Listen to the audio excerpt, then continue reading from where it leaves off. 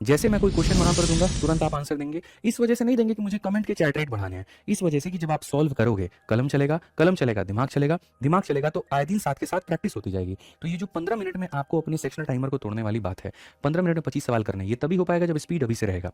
ठीक है, तो इस सवाल को बताइए, Jaspreet deposited a sum of 28,500 at कितने के रेट पे, 20% के, और कितने सालों के लिए, तो यहाँ पर total amount received by Jaspreet after 2 year, यानी अमाउंट का मान पूछा है। मूलधन दे करके मिश्रधन का मान पूछा है, कैसे बनाएंगे। तो सबसे पहली बात, पहले साल का रेट हमारे सामने 20%, दूसरे साल का रेट हमारे सामने 20%, तो 2 सालों में कहानी क्या होगी, एक बार आप दोनों को यहाँ पर जोड़ देंगे और एक बार यहाँ पर आप दोनों को गुना भी कर देंगे।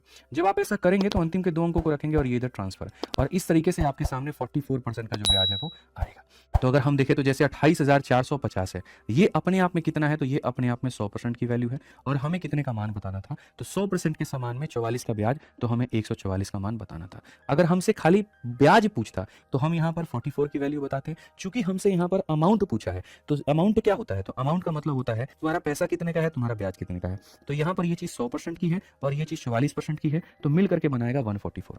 अच्छा, डिजिटल सम का नाम अगर आपने सुना है तो बेहतर है, नहीं सुना तो जान लीजिए, यूट्यूब पर जाकर के सर्च कर लीजिए डिजिटल सम या आदित्य रंजन सर। वो कंसेप्ट बताता है कि कैसे कैलकुलेशन को शॉर्ट में करना होता है। अगर मैं यहाँ देखूं 4 4 8 1 9, 9 को किसी भी संख्या से गुना करूंगा तो 9 आएगा, यानी मेरा वही ऑप्शन सही होगा जिसके डिजिट में 9 आ रहा होगा, या जिसके अंकों को जोड़ने पर 9 आ जाए। अगर हम देखेंगे यहाँ तो 6 4 10, 10 और 4 14, 14 2 16, 16 को अगर हम जोड़ेंगे तो यहाँ पर 7 आएगा। ठीक है, आ जाओ, 9 खत्म, 6 4 10 8 18, 18 को अगर 8 और 1 को जोड़ोगे तो 9 आ जाएगा।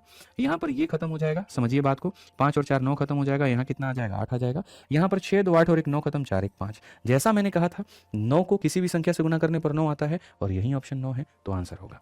बाकी यदि आपके पास में बहुत फुर्सत है, बहुत समय है मेरे भाई, जो मुझे लगता नहीं है, क्योंकि यहाँ पर नया वाला जो टेक्निक है, नया वाला जो स्कीम है, वो आपको अलाउ नहीं करता है 15 मिनट 25 क्वेश्चन करने को अलाउ करता है। ठीक है, तो अगर समय होता तो आप सॉल्व करिए, नहीं है तो ऐसे उड़ाइए, बात खत्म यहाँ पे।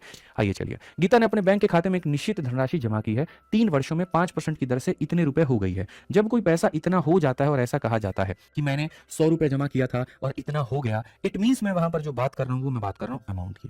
ठीक है, मेरा पैसा हो गया तो यानी वो अमाउंट है। ब्याज वार्षिक रूप से संयोजित हो रहा है, तो उसमें कितनी धनराशि जमा की थी,